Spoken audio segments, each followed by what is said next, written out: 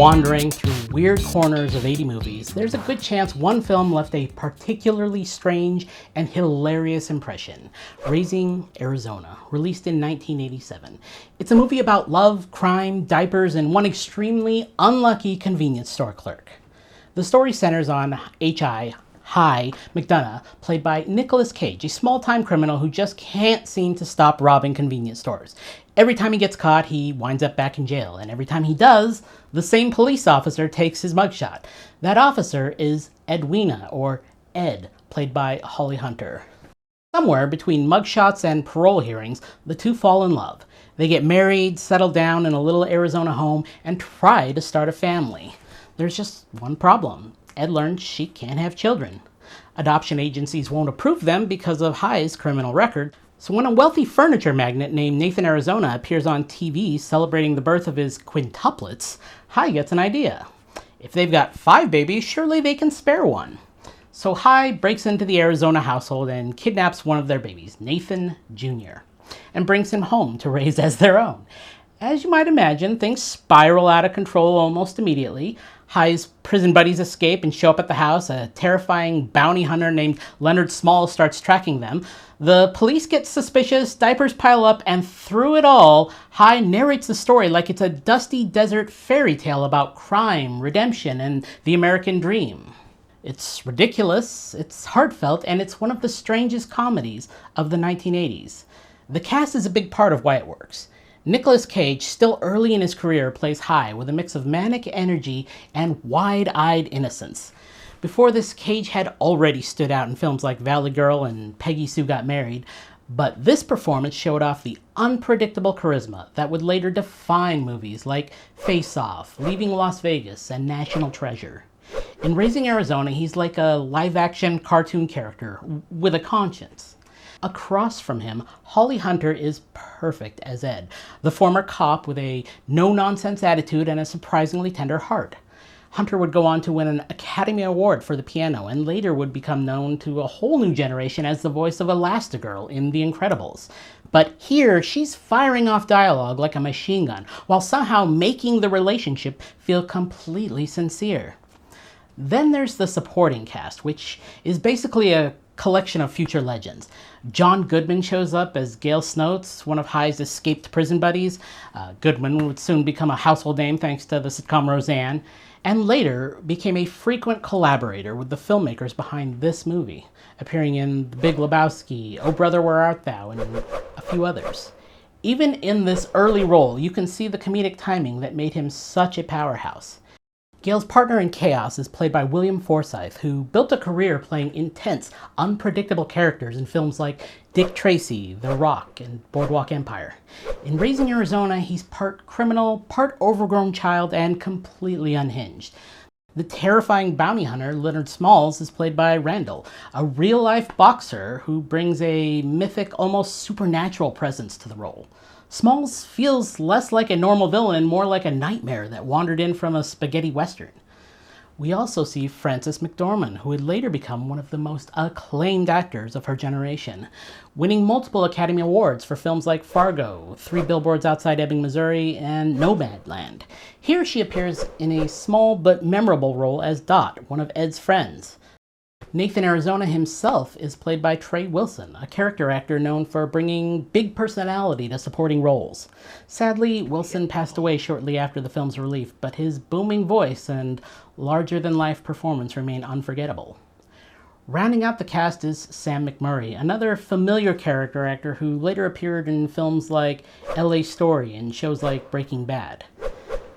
Now here's something interesting. When Raising Arizona came out in 1987, critics didn't quite know what to do with it. Some loved the wild energy and rapid-fire dialogue. Others thought it was too bizarre, too cartoonish, or too chaotic. The film followed the filmmaker's previous movie, the dark crime drama Blood Simple, so audiences expecting another gritty thriller instead got a slapstick kidnapping comedy with philosophical narration and a biker from hell. At the box office, it performed modestly. It wasn't a disaster, but it wasn't exactly a blockbuster either. But over time, something funny happened. The movie kept finding new fans. Home video, cable TV, and late-night movie channels helped it spread. People started quoting it. Film students began studying its camera work, and slowly the movie transformed from a quirky oddball into a genuine cult classic. Today, it's widely regarded as one of the most distinctive comedies of the 1980s. A big reason for that is the filmmakers behind it, Joel Coen and Ethan Coen, often known collectively as the Coen Brothers. Looking back, the film is a fascinating early chapter in their career.